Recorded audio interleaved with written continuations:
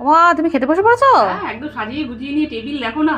হ্যাঁ, হাড়ি করে পিছনে পড়ে গেছো তুমি, বাবা।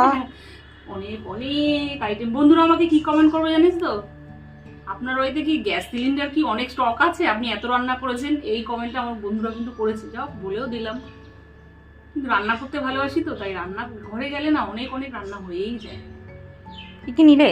নিলাম প্রথমে গরম গরম সাদা ভাত, নিয়েছি পেঁয়াজ কাঁচা লঙ্কা, সাথে শসা, নিয়েছি উচ্ছে আলু ভাজা, সাথে কিন্তু একটু চিকেন বিরিয়ানিও আছে। তারপরে আছে ডাটা কুমড়ো আলু সমস্ত সবজি দিয়ে একটা নিরামিষ তরকারি, তার সাথে আছে লোটে মাছের তেল ঝাল, আর আছে একটা আজকের একদম শো স্টপার, এটা হচ্ছে গিয়ে একদম মাটন করেছি, একদম মাটন আলু দিয়ে সুন্দর করে করেছি। আর সব শেষে রসমালাই। বলো এবার কি দিয়ে খাবো? ও, আর একটা আইটেম বলতে ভুলে গেছি, সেটা হচ্ছে আমের ঝোলটা করেছি।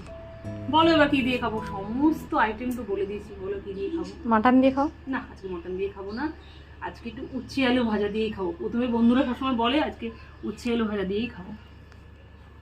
ঘি নিলে ভালো হতো, কিন্তু যেহেতু মাটন আছে, চিকেন বিরিয়ানি আছে, আর ঘি আর নিলাম না।